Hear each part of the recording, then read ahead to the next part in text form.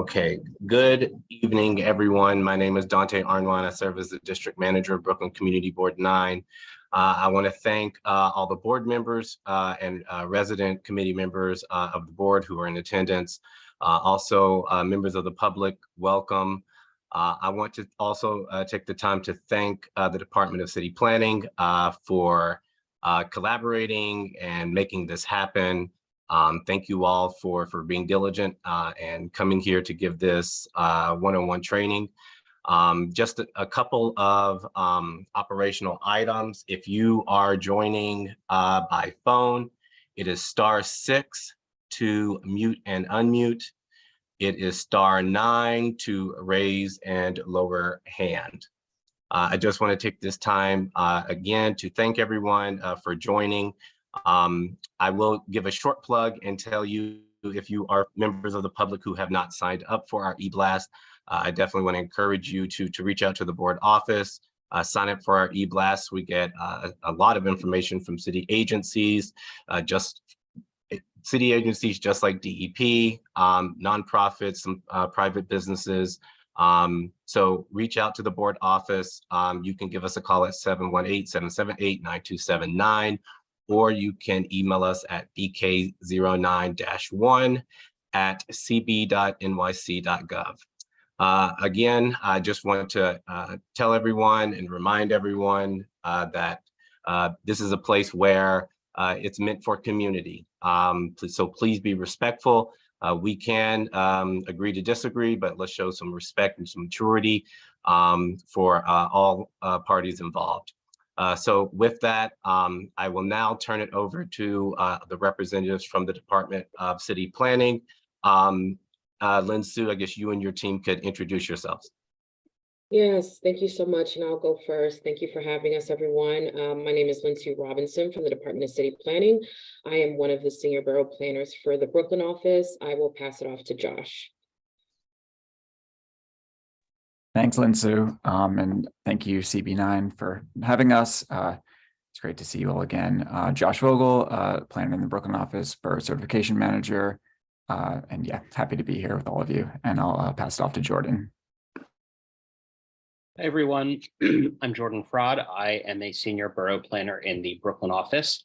I started at the department about a month ago, so I am going to be the community board liaison for community boards 8 and 9 here in Brooklyn. And so I'm really looking forward to getting to know you all and working with you all.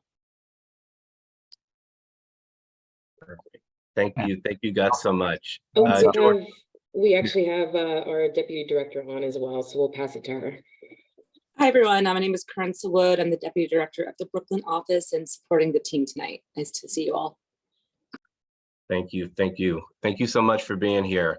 Jordan, we look forward to working with you. Everyone on the call, please show Jordan some respect. He's new to the team, so we're here to work together to find solutions to the problems that we see throughout our borough and our community. So with that, DCP, I turn it over to you all. Thank you so much, Dante. And I don't know if you've given me permission to share my screen. Yes, you should be able to share your screen. Okay, perfect. Thank you for that. Okay. All right, so are you able to see my screen? Yes. Awesome, thank you so much. So good evening, everyone, and thank you for having us. Again, my name is Lynn Sue Robinson, and I am the former liaison for Community District 9, and I will be passing it over to Jordan. You're in good hands, and we welcome you to the Community Board 9 Zoning and Land Use Training Session 1 by the Department of City Planning.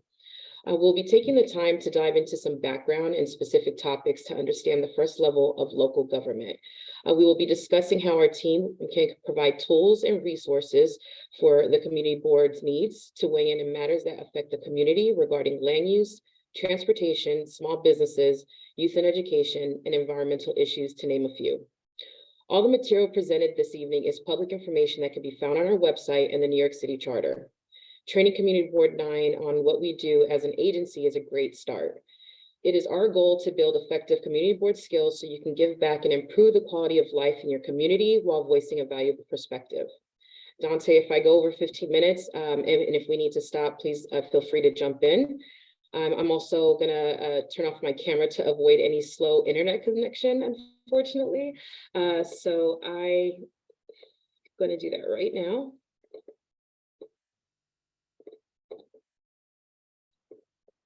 Okay, so we'll first introduce our agency in today's agenda, then we'll work our way to discussing how we work together with the community boards, what the ULURP process is, how to use Zola, and at the end, we'll open up the floor for any questions.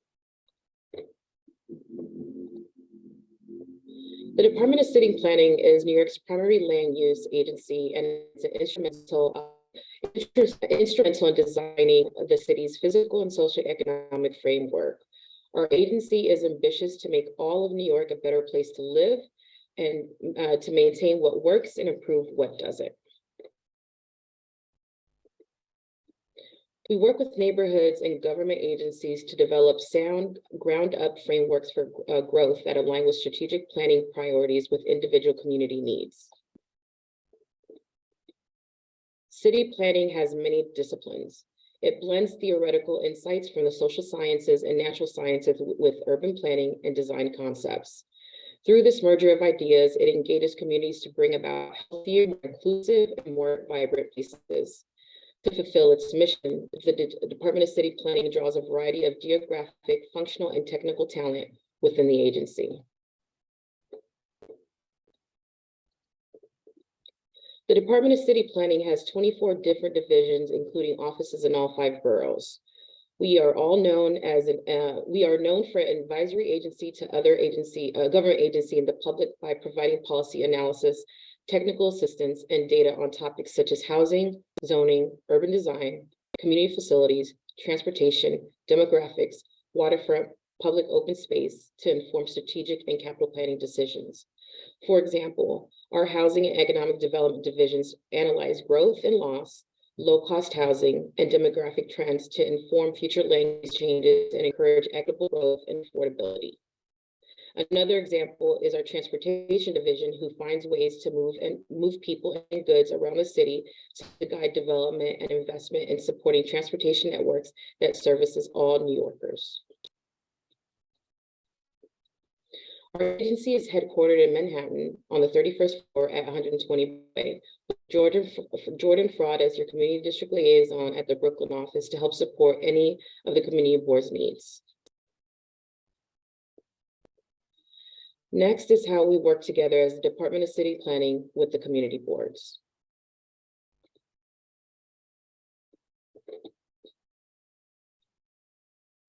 The Department of City Planning supports community boards such as this evening so they can become local experts in zoning and land use, development, and with other various data resources. We even provide support regarding community district issues involving our sister agencies to ensure they are addressed. The agency also supports the community district needs and budget request process, as we want to ensure our sister agencies provide responses to requests. We support in ways such as attending community board meetings to help facilitate the discussion and answer any questions. Another example is reviewing community boards presentations far in advance prior to sharing with the public. A portion of our support comes from managing land use applications so community boards can hold public hearings, also known as ULURP, to submit their recommendations to the City Planning Commission and Borough President. In addition, community board liaisons attend community board land use committee meetings and other meetings as requested to serve as a resource for community boards, applicants for land use applications, and the general public. Feel free to reach out to Jordan with any questions. We'll now be discussing what ULURP is and how community boards can take part in the process. After the application process is complete by the Department of City Planning, also known as pre-certification, ULURP begins. Here is a mandated timeline by the New York City Charter of the official ULURP process, where the public and different local representatives from the neighborhood level to the citywide level weigh in on rezoning proposals. There are two phases: the advisory phase consisting of the community board and borough president, and the voting phase consisting of the city planning commission, city council, and mayor. During ULURP, some form of the proposal can be approved. However, to ensure that the rezoning proposal responds to community needs, there is an opportunity for the community to testify at hearings and submit statements discussing land use issues and the impacts from the proposal. Once the rezoning is approved, future development can take place in the same rezoning area without additional public review. Community boards can use this process to engage in the rezoning proposal and with the Department of City Planning. So we strongly recommend using it as a resource and for support. Next, we'll give you some key points on what New York City's zoning and land use map is and how to use it in a brief tutorial. New York City's zoning and land use map was redesigned from the ground up. It's now easier to research zoning regulations, find your property zoning, and discover neighborhood proposals and city planning initiatives. It is built entirely from open data.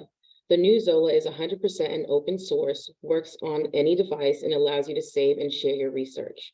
I will now take you through a brief tutorial on how to use Zola. We'll use CB9's office address, 890 Nostrand Avenue, as an example.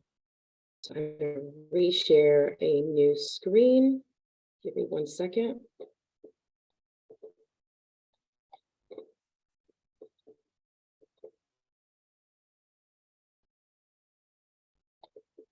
Here you have Zola, which is again, the New York City zoning and land use map.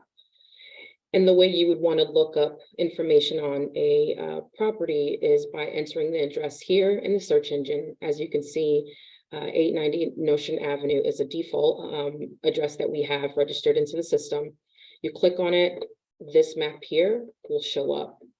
On the right side, you have some other pertinent information regarding property, regarding the BBL, which is the borough block and lot number. Here, it'll tell you it is in Borough 3, Block 1282, Lot 46. It's in Zoning District R6 and C13. You can click on these two to actually find more about what the zoning districts are.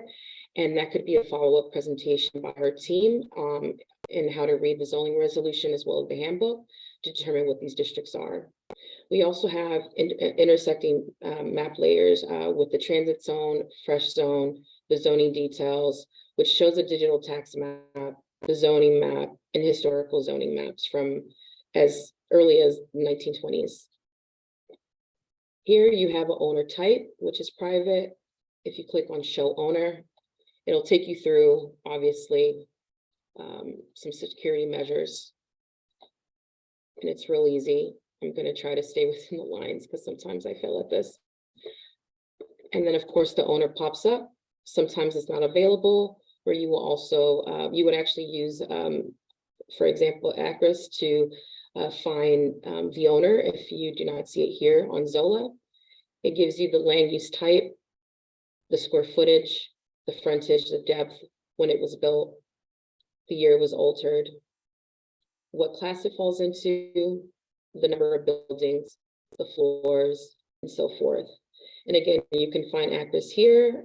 A lot of the data sources are plugged into Zola, so all you have to do is really click on the links and it'll direct you to the website.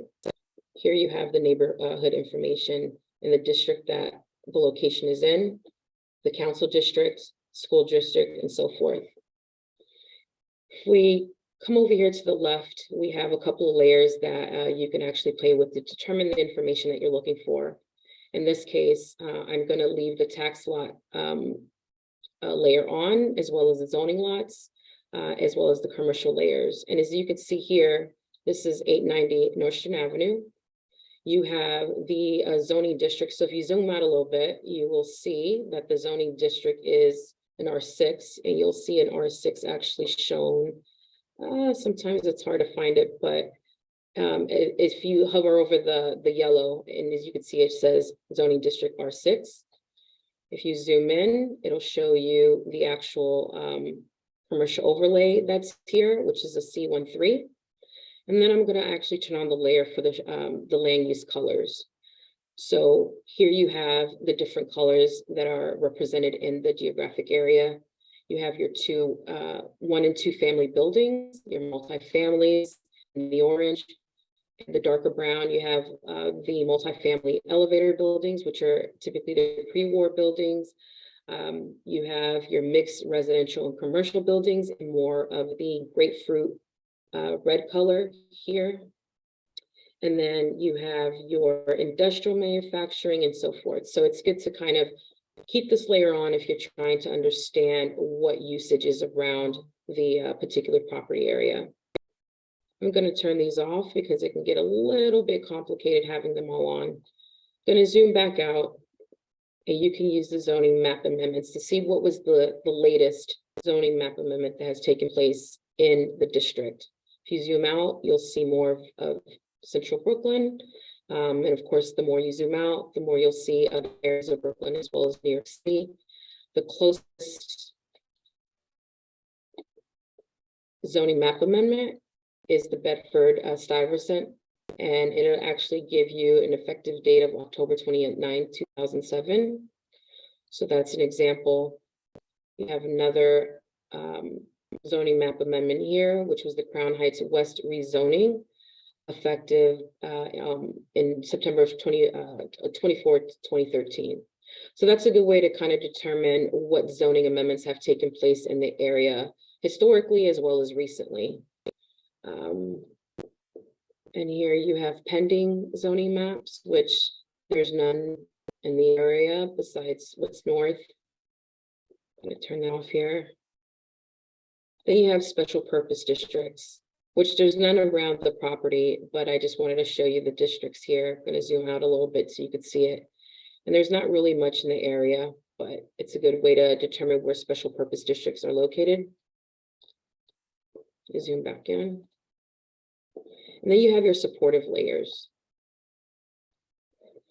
If you want to know where around 890 Notion Avenue you have mandatory inclusionary housing, you want to turn on this layer. So currently there's nothing around 890 Notion Avenue, but you can see different parts of Brooklyn that have areas that require mandatory inclusionary housing in the zoning district. Just some other layers that I'm going to play with here. As you can see, 898 Notion Avenue is actually in a transit zone. So that's basically what this layer is. It kind of lets you know where in Brooklyn or what property is in a zoning, the transit zone versus not, which helps us determine, access to transportation that's needed in that area. Also have fresh zones, which there's plenty of in Crown Heights, but the fresh zone is basically where you have a storefront or a grocer who's looking to be a part of this program. And again, this can be a topic we can discuss further if you don't understand what it is and you would like to just get to know more about it. And that could be a follow-up presentation from our team. We also have a sidewalk cafe layer, which as you can see here, there's just a couple, about 600 other layers that you can actually play with and toggle with to see the conditions around the property. Other supporting layers is the business improvement district. So currently there's none around 890 Notion Avenue. However, you can see here more in the East New York area that there's a business improvement district. And then you have administrative boundaries that you can also play with. So what this does is, borough, not so much, but I can turn on community districts. So then you could see all the community districts that properties fall into. In this case, it's Brooklyn 9, in case you're trying to determine what district the property is in. Then you have New York City council districts, which would also tell you where the property falls. And in this case, it's Council District 41. Then I have also districts, assembly districts, and neighborhood tabulation, which kind of breaks it down a little further in where the location lies. And then the last section of layers is basically the layers for the subway. As you can see, turn it off and on. But if you wanted to see what was the closed public transportation, you would turn on that layer. And just to kind of zoom in, so you can see the difference. Currently, right now, I have the building footprint layer on. You don't have to have it on, but sometimes it's good to have on just to kind of understand the layout of the actual building, which helps. You can also turn on the 3D layer. And I found out actually a little trick when I was playing with this. So if you wanted to actually see the height of the building, usually it would be here in this section, but it's not. So what you can do is here is kind of use your cursor to actually turn the map at an angle, and it kind of gives you an idea of the height of the building. It's pretty fun and interesting to actually use Zola. And again, it's public information, so it's definitely available. And then there's the aerial imagery, where I'm gonna actually put this back to 2D. And zoom out because you'll kind of see the difference. Sorry, I'm like using another location at this point, but so in we have maps. Zola includes maps all the way back to 1924. So just to kind of show you the difference of what this area here used to look like. And let me go back to 890 Nostrand Avenue, so then that way you could see. I'm going to zoom out. This is what the area looked like in the 1920s. Then you can obviously select your year and how it looked like in the early 2000s and so forth. So this is a neat feature as well, just to kind of see how far development has come. So that is our brief tutorial on the Zola map. I'm going to go back to our presentation. And again, if you all need us to come back to get a little bit more detail about Zola, we can definitely do that. Okay.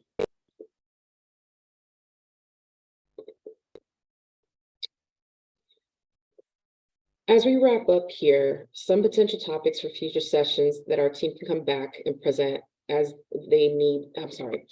As we wrap up, here are some potential topics for future sessions that our team can come back and present as they need their own presentation because the amount of detail involved in each. From learning about pre-certification, which is with private and public applications, zoning terms and what they are, how to use and interpret the zoning resolution and handbook, how to use our data tools, to more bigger picture topics such as regional planning with our metro neighbors upstate, New Jersey and Connecticut. Oops, sorry about that. Again, thank you everyone for your time. And we now open up the floor to questions. Do know we'll do our best to answer them. However, if we don't have the answer for you tonight, your community liaison will follow up with your district manager with the answers. Also, please note the website here on this slide on where you can find the New York City Charter, as well as the Department of City Planning website. Thank you so much.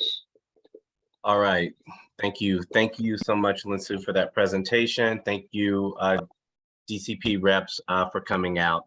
All right, folks, we're going to move into a Q&A with the city agency. I ask that you please show some respect. Please keep muted. If you are not actually speaking, if you don't have the floor, so to speak, please use the raise hand function. We will just create a list. I ask that you ask one question so we can get to all people who actually have a question, and then we will circle back around for additional questions. Sorry. Okay. All right. So, okay, with that, I do see Felice Robertson. Please, Felice, ask your question. And then go ahead. Hello, everyone. Thank you for having this training. My question is, what is the ultimate purpose of rezoning our district? So Zoning in general, and in Crown Heights, there's gonna be vacant property that's owned by the city. And so, because we are in the middle of a housing crisis and it's part of Mayor Adams' city initiative, we obviously want to be able to use those lots and build affordable housing. And so there's two types. There's as of right and there's rezoning. So for instance, in your R6 district, there's only a certain amount of height that's allowed in your district. It gets a little tricky when you're dealing with more of the 1 to 2 family homes. However, we have a lot of multifamily buildings that are going up throughout, and sometimes those buildings cannot be built under the zoning resolution in the district because of the existing zoning. So what private applications or private applicants, and what I mean by private applicants, I mean developers, as well as even city agencies like HPD, will come to us and request a rezoning. So there's a process that they go through, which is considered the pre-certification process. And again, this is a topic that we can come back and discuss, present, so you all will understand the process on our end on how we review applications. And so we guide the applicant in regards to the rezoning. Now, we, again, are considered an advisory agency, so we're going to guide them to align with what the citywide initiative is and what the community needs are. And this is why it's important that your community liaison stays in touch with the community board, with the district manager, to hear the concerns of the community. So when we go back and we meet with these applicants, we advise them based off of your needs. We tell them to reach out to you beforehand so they can gain that support. So that's basically the purpose of rezoning, to be able to build higher and denser when it comes to zoning districts. So I hope that answers your question. Am I entitled to a follow-up question, please? Just one. Just one. Just one. Okay. And Mr. Sword, if you will also get a follow-up as well. Okay, thank you so much. Go As ahead. a union representative, my concerns are my members who cannot afford these apartments. So this rezoning that that you would like to implement, and these new buildings thus far that has been built, they cannot even afford it. So is this new zoning going to provide them affordability to these apartments? Because they are in shelters right now. They work for the city and they're living in shelters. Thank you so much. I'm going to call on my colleague, Josh. I'm going to defer to him in responding to that. Josh, can you take that? Yeah, sure. Thanks, Lindsay. And thank you for the question. It's a great question. I'll first expand on the first part of it.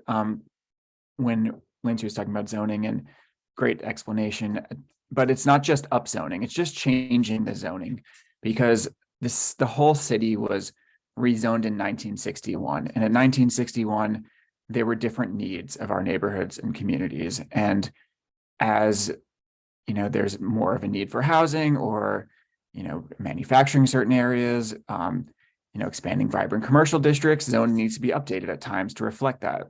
So communities can come together and do a neighborhood plan with the city, like Lindsay was saying, or it can be a private application. But it's really just saying that either the use or the density, the height, or the bulk of the building that's allowed under the current zoning as of right, which, as Lindsay said, is 98% of all development in New York City, but the small portion that does need to change what's there, that, and as of right, they don't think is appropriate, that's when they'll come in for this rezoning, which goes through ULURP. As to the question about specifically about affordable housing, is this a specific project you're referring to? Just to hopefully better answer the question, or is it just in general about seeing new buildings in the area and cost of the affordable units? The community just would like to make sure, if you're going to rezone, that it fits the pay scale of our constituencies in this community. Understood. Yeah. Thank you for the question. So almost every instance where we're rezoning and adding more density, we'll be mapping mandatory inclusionary housing to make sure that a quarter to 30% of those units are affordable. And it's a sliding scale of what those affordable units the rent prices can be, and that's based on the area median income. So one of the important parts of having the community board be part of this discussion in the public review and have a public hearing, hear from the neighbors, hear from the community, is that they can opine on, what affordability they think is appropriate and work with their council member. And of course, maybe 25, 30% is not what you have in mind. But again, this is a private, developer that is the one that's providing this housing. So also there are opportunities when it's a citywide or HPD sponsored project, like a disposition of city-owned property that can be 100% affordable, and that's also an option to work with with us and our city agency partners to discuss, what affordability is needed for the area. Thank you for that, Josh. All right, Mr. Sword. Sure. Can you hear me clearly? Yes. Great. Thank you for the presentation. I especially appreciated the 3D part of it where you could see how to see the size of it with the view by moving it, which I wouldn't know ordinarily. My question is in the past, there was information that was given out on the Zola map that is not given out now. Specifically, when you look at a application, the actual land use application I'm not able to view it. So if somebody applies for something, it starts out with a land use application that's certified. Before de Blasio, I was able to see it, I believe, where you could press it and see it in the PDF. So my first question would be the land use application. Can we see that? It's, you can get it by FOIL. Why can't the public see it? Moving on with that, number two, there's many times an environmental assessment form or an EAS, the environmental statement for a building. It's acknowledged many times in the application, but now it's not visible to the public. Public can't see it. There's a lot of info on it. So that's number two. Number three, just as far as a suggestion goes, census tract. There used to be information before de Blasio that I used to see where you used to have census tract information. And according to the census tract, you used to have a lot of different demographics, including race, which I think is relevant in terms of a breakdown by census tract, because some people may be looking at certain issues with that. And then the other aspect is zip code also. I'm not able to see it by zip code. The reason why the aspects about race and census tract may be relevant is because I think Jumaane Williams has this new law, I forget what it's called, it's like this environmental displacement aspect where you have to do a special analysis if there are certain things that are there. So as far as that mapping thing goes, for the public to be able to utilize and see, okay, you're going to do a rezoning, how are minorities affected, which is Jumaane Williams' law that was passed when he was in the city council. Can city planning have that with the Zola so that the public can see how do we do this mapping tool? And that means census tract and race. But going back to it, just land use, can we see the application, which is foilable? EAF, can we see that? Anything that's foilable, can we get our hands on? And then to what the prior speaker, there was a woman before who asked the question, I think what she wanted to see was maybe neighborhood income. So rather than having city, area income, can we see maybe a mapping of just neighborhood income where we could say, okay, for Community Board 9, this is the neighborhood income that it starts with, and then we could do the percentages, because obviously, Crown Heights may be different than Tribeca. So, all right, allow him to answer, Mr. Sword. Yes. Thank you. I can take that one. Okay, yeah, go ahead, Josh. Thank you, Jay, for the questions and yep, really good questions, and also things that we as a city agency that uses Zola all the time would love to see all that on one platform. All of that is available. Your first question for filed land use applications, filed environmental applications, of course, it's foilable. That's all public information. It's not on Zola, it's on our ZAP, which is zoning application portal. It's a public facing portal that a private applicant will use to upload this information. The second they file an application, that's public, and that whole package of PDFs is on the platform, and anyone from the public can see it. And we can share the link after. I don't think that was, I think we shared the Zola, the zoning handbook, and a couple other links in advance, but that was not one of them. So I'll make sure that we follow up with that. Second question about census tract information. We have an amazing population and demographic team, and they have this great interactive website called Population Fact Finder that you can find through the DCP website. I'll also make sure we share it after, and you can see all of the analysis from the census and ACS data from, household income to race and ethnicity.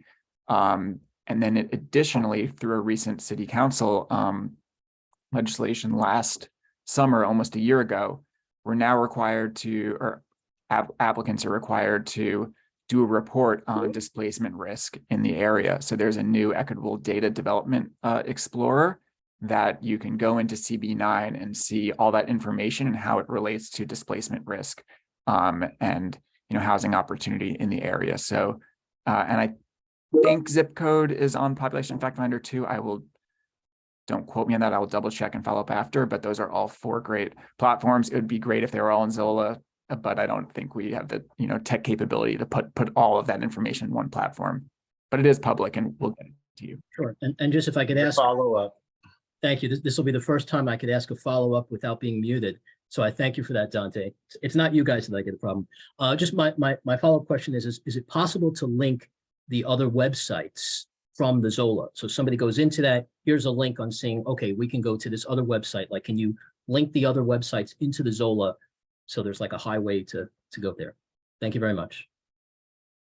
Just to say, we're working on process reform and updating all this, so we really appreciate this input. And as we're working on updating these, it's great to hear from community members on ways we can improve it. So we'll definitely take that back to the team. Great, thank you.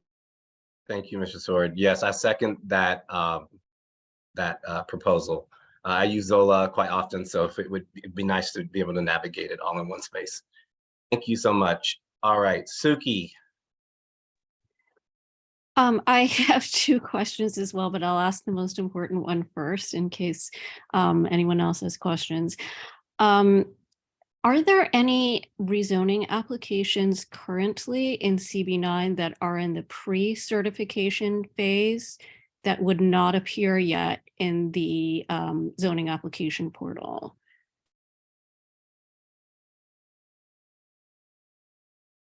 Off the top of my question, off the top of my head, I don't have that in front of me. So I'd have to double check, and we'll immediately share the ZAP portal after.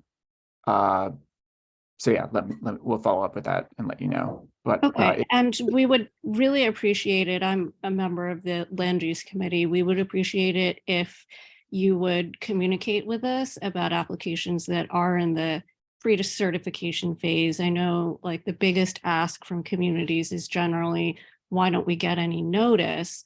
And I think it's very helpful to make applications better, to be able to give community members more trust in the process if we can find out early what's going on. Even if it hasn't been formally filed, if there is an application that is an applicant that's working with you.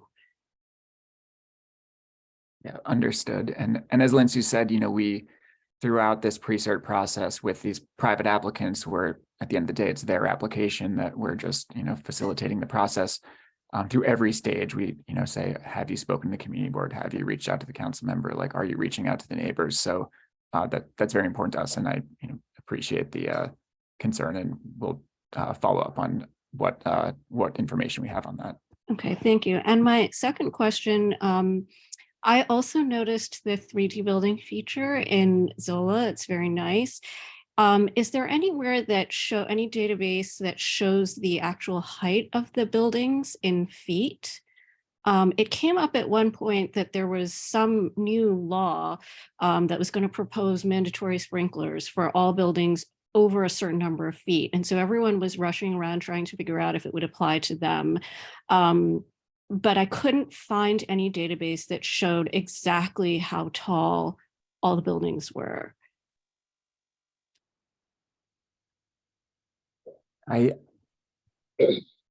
good question that we also deal with often. It says the number of stories in Zola, and I'm not sure if it's the Map Pluto data, which is downloadable, but you really need GIS skills to go through it, that has the height.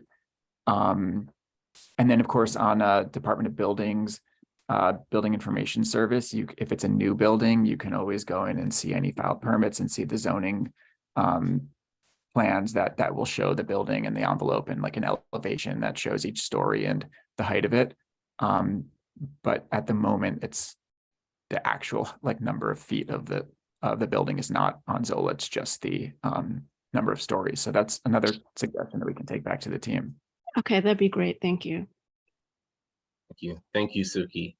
Okay, are there any more questions for the Department of City Planning reps? Again, if you are on the phone, you can raise your hand by *9. Yes, by *9, and if you you can unmute by *6. Mute and unmute. Okay. All right, Sherry, yes, I see you. Hi, everyone, and thank you for this very informative presentation. I have a very 101 question, which maybe is too broad for this session, but I'll throw it out there anyway. Just looking over something like the City of Yes, zoning text amendment that's being proposed now as part of a suite of plans for the city, and noticing that it's a non-ULURP action, and then seeing many other rezonings or changes to zoning that are ULURP actions. How do you determine whether something is ULURP or non-ULURP? Something like the citywide, City of Yes, citywide text amendment seems like it affects the entire city. It should be ULURP, but I don't understand how you determine the difference between the two actions. Yeah. Thank you for that question. So it's technically a non-ULURP action, a text amendment, but that doesn't mean that we're not referring it out to the community board, and that in terms of the, CB9's participation in it, it's not the same level of having a public hearing, us coming and, presenting it, needing a hoping to have a recommendation from the community board. So although it's non-ULURP in the sense of like a rezoning, which is a zoning map amendment, it still follows a similar trajectory. So it's not, I wouldn't say it's non-ULURP in the sense of there's no public review or public engagement. Thank you. Okay, all right. Thank you for the question and the answers. Okay, going once. Is there any more questions for the Department of City Planning? I definitely want. Yeah. Okay. I have a question. I'm sorry, I don't know how to switch my screens to raise Go my ahead. hand. How arbitrary is it with different blocks in the same neighborhood are zoned differently? For example, on my block, we're not allowed to add any additions to the house. Whereas one block over one way and one block over the other way, people are taking their one family home and they're adding on 2 full floors. So how arbitrary is this, and is it possible to change zoning? Yeah, thank you for the question. So yeah, as I was briefly mentioned earlier, a rezoning, what we call a zoning map amendment. So we're amending the zoning map that would, those zoning districts on each lot and block allow you as of right to just do whatever, build whatever's allowed within that use height, envelope of the building. And yeah, this is anyone as a private, developer, building owner, neighborhood organization can apply to change that zoning, because as I said earlier, in 1961, when a lot of the city was mapped, and a lot of the districts that we have in this part of Brooklyn have not been updated since then. And it's a much different world now, and we have different needs than we did in the 60s. So that's why the zoning map is able to be changed. So it's definitely something that's possible, and reach out to us. We're more than happy to walk you through that process and give you answer any questions we can and help facilitate it. And then in terms of how why on one block one district may allow one thing and on another block away, it doesn't. There's so many factors, and without knowing the exact area, it's hard to know, but usually more density can be around transit stations, around wider streets that can incorporate that density. You know, you don't want to have a manufacturing district that has noxious uses or noise or pollution next to a residential district, or you don't want to maybe sometimes have, you know, allow commercial in a ground floor commercial on like a small, quiet residential block. So that's, and in over the last 60 years, you know, there were many decisions based on those being just some of, you know, the high level factors, but so many different factors. And the zoning today is, you know, evolved from all of these different changes over time, and you know, communities and working together to be part of this process with the city. But that doesn't mean it's perfect, and that's why we're here to, you know, work together to see how zoning can best, you know, meet the needs of the community in the future. Okay, thank you. Thank you for that. Okay, all right, Felice, please. Hi, it's me again. Question. Will this rezoning will on top of another building, let's say, will that affect the rezoning? Like the height? I asked this question because I live over here by the Botanical Gardens, and it was asked at one point by the owners to upzone on top of the buildings.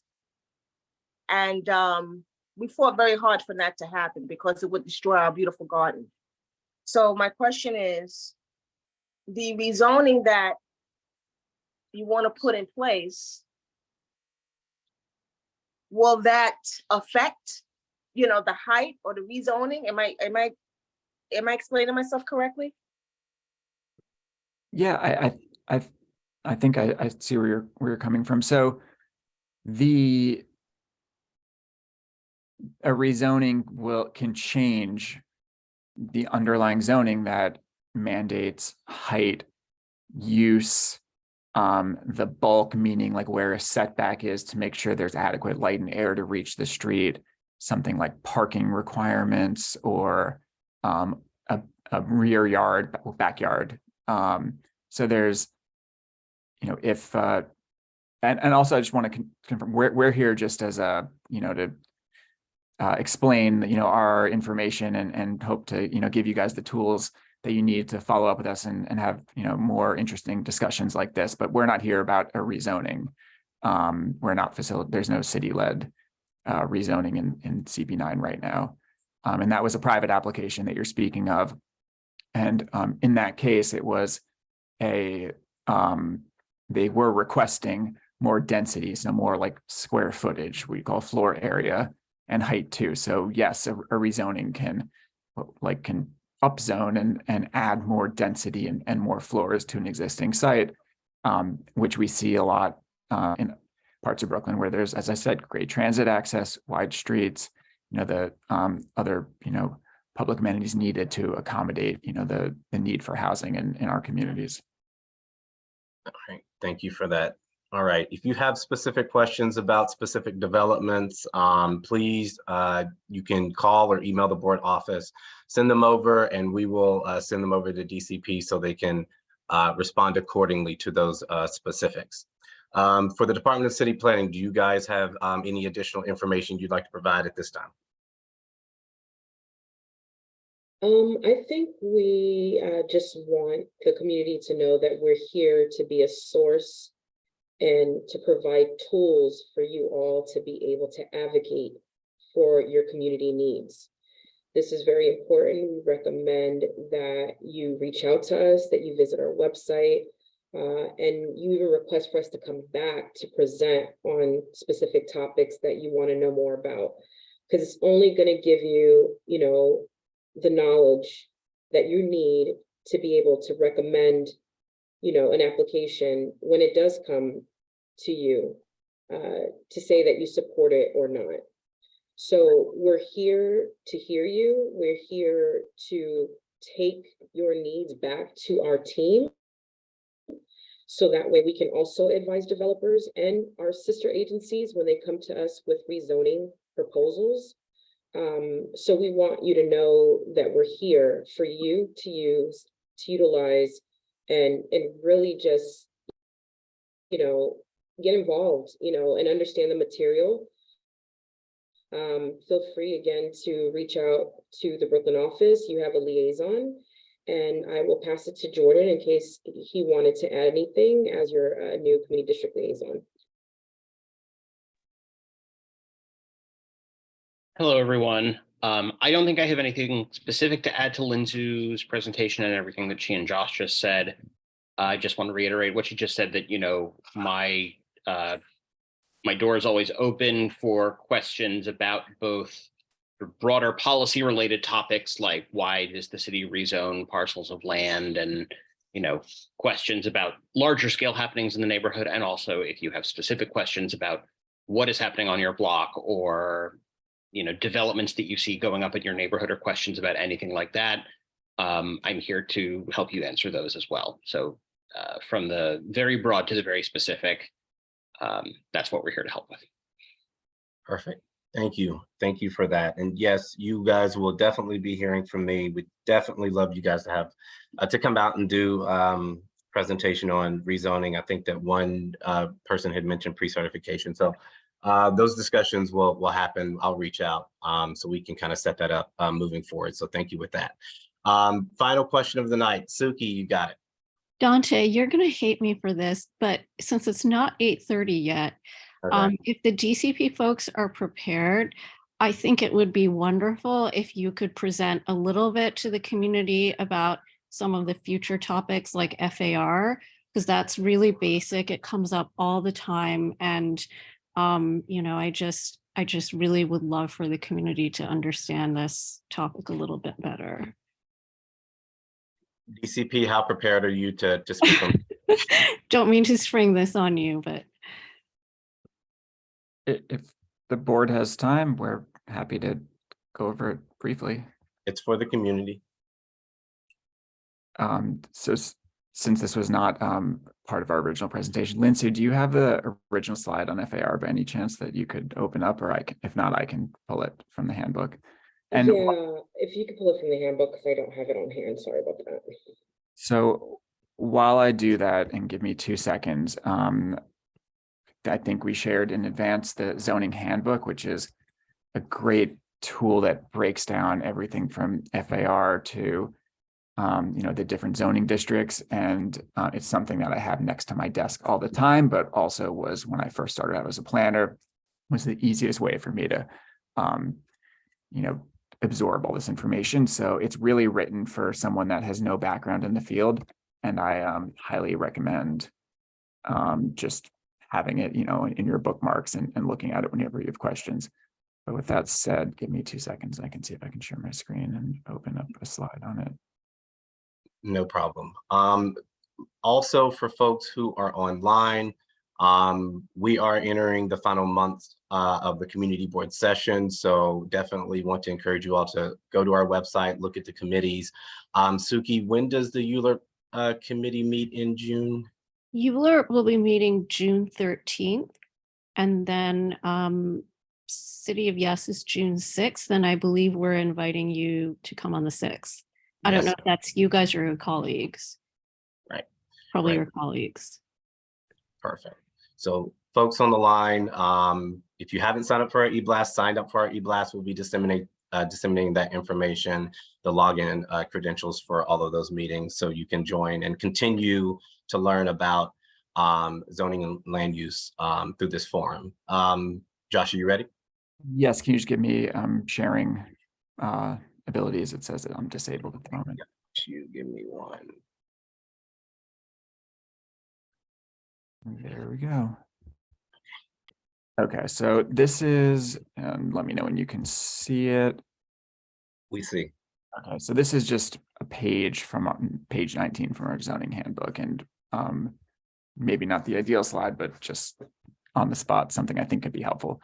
So floor area ratio, what we call as FAR, is the way that we look at the density in terms of zoning districts for a building. So instead of thinking about the volume of it, it's more about each floor and the square footage of each floor, and then how that is stacked or what that massing is. So this example we're looking at here has a square lot that's 10,000 square feet. If that lot, the zoning district, had one FAR, so one floor area ratio, that would mean they could only build one floor. So we would, so right here in the next example, I'm not sure if you can see my cursor, but this is the same lot, fully developing the whole lot, no open space, 2 floors here would be 2 FAR. But zoning districts have many different requirements, from setbacks, meaning it has to pull back to provide light and air to the street, or backyards, front yards, side yards. You know, the city is has a diverse array of building typologies, and different zoning districts try to respond to that. So in this third example here, we see, and fourth example, we see the same 2 FAR, but in the third instance, it's stacked in four stories. So instead of just 2 stories taking up the entire lot, it's the same floor area. So each floor has the same amount of square footage, but they're using half the lot open and the other half developed. So instead you can do 4 stories instead of 2. And then this is the last example here on the right. We see a 8-story building that's the same FAR, but 3/4 of the lot is open space. So you can think about this as a tower in the park, say like NYCHA development, where you have 14-story buildings, but only 20% of the lot is built and developed with buildings, and the rest of it's open space. So that could be 3 or 4 FAR, and then you can look at a brownstone or a 4 or 5-story building that occupies almost the whole lot with maybe a very tiny backyard. That has the same FAR as that NYCHA tower in the park complex because they have so much open space. So it's not about height, it's more about using that floor area. And again, the different districts have the various requirements for how that form fits onto the lot to ideally respond to the surrounding context and have a rationale for why that's allowed in that area. Does that help answer the question at all? I appreciate that brief little presentation. I definitely think that this is one of the topics that we would want DCP to come back and present on, to get into the nitty-gritty on this. So that's definitely something that you'll see come through, and we'll set up a time to go into specifics about that, the pre-certification rezoning, and to get an understanding how the districts are. Okay. Thank you all so much. If there are no further final questions. Okay, perfect. I want to thank everyone. Again, I want to thank the board members and board and resident committee members from CB9 who attended. Members of the public, thank you for coming out and attending. I hope that you learned a little bit of information. Please share the information that you learned with your neighbors. Have them connect with the board office if you think this information would be relevant. DCP, thank you again for coming out here to do this presentation. You will definitely be hearing from us, and I look forward to this continued partnership of educating our community on land use. Absolutely. And Dante, real quick before we jump off, we'll be actually sending this deck to you. Okay.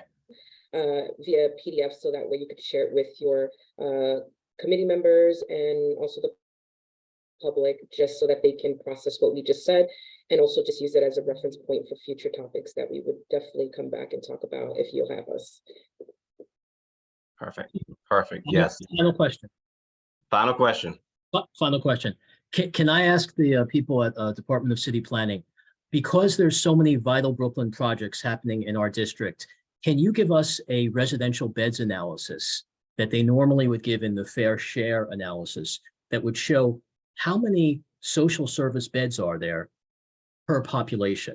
lot of people have been saying we're over flooded with, oversaturated with social services, with homeless shelters. There's a residential beds analysis that they did under, Giuliani had it. Can you give us the data on, let's say, social service beds in the district, in the census tracts that we could see? Is the neighborhood oversaturated with homeless, with social services, et cetera? Because the Vital Brooklyn projects are coming in at like a percentage of almost 40 to 50% and really increasing it. Like it's going from like 800 up to now 1,500 because of the 4 projects. So can somebody come in and say, okay, here's the data, we have it, here's the amount of social service beds, here's how you compare to other districts. And that way we could see, are there too many homeless shelters? Fair share. All right. Thank you. Thank you. And the answer? Yeah, thank you for the question, and definitely understand the need for that important information. It's not something I have on hand at the moment, but we have an amazing housing team, and we'll reach out to them and add it in our follow-up material. And of course, if it's looking forward to discussing it more if you have questions when we're able to share what information we do have. All right, everyone. Thank you so much for attending. Have a great evening and be well. Be safe. Thank you for having